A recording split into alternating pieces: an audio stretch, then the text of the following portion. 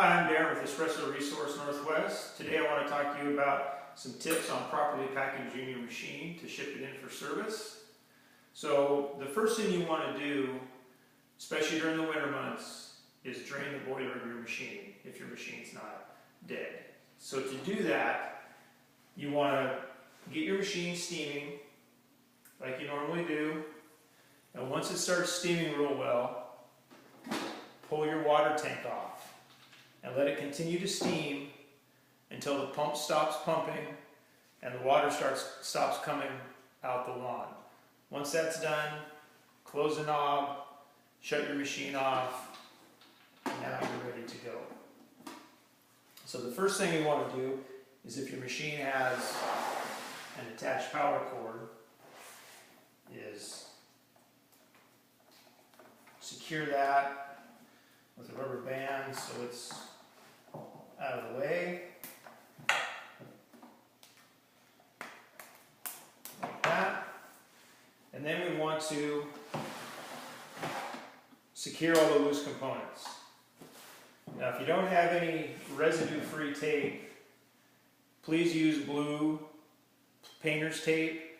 Don't use packing tape, scotch tape, or the tan regular masking tape, because it leaves behind residue on your machine. It's extremely hard to get off. So just make it easier on this end when we get your machine to get it apart and ready for service. So you want to tape up all the loose components, like the water lid. Take that down. Secure the water tank to the machine.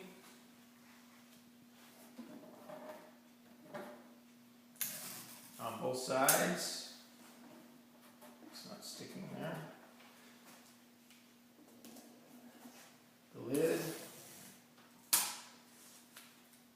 Bypass lid.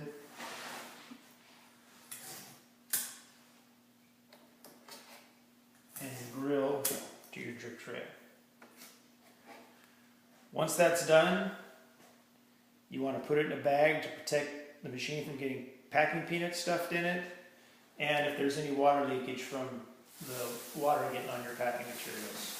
So if you have a bag, a regular garbage bag will work. It's big enough.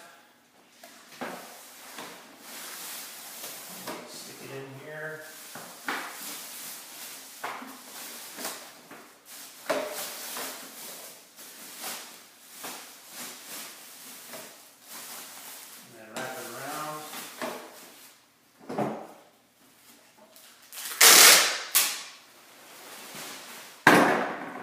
On it. Now, if you have bubble wrap, it's a good idea to bubble wrap it. I'm just going to show you. I'm not going to bubble wrap this machine.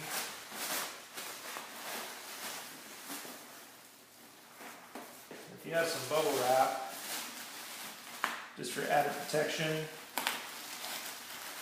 put it around there, tape it down, tape the sides down, and then it's well encased in bubble wrap. But if you don't have bubble wrap, which not everybody has access to,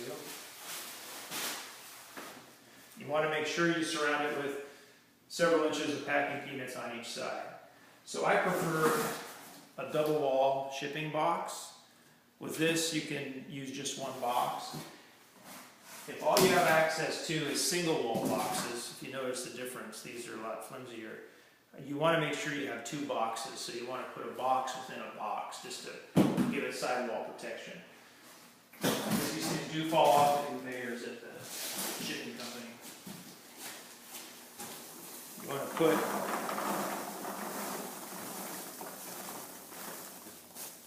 several inches of packing peanuts in the bottom of your box.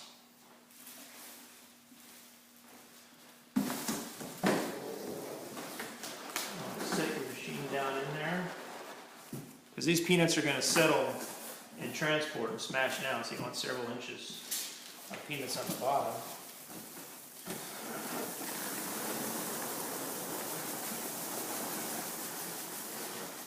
You want to fill your box kind of over full,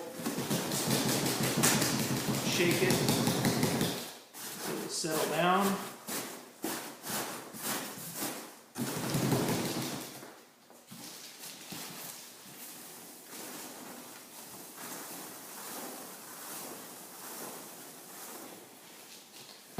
some more.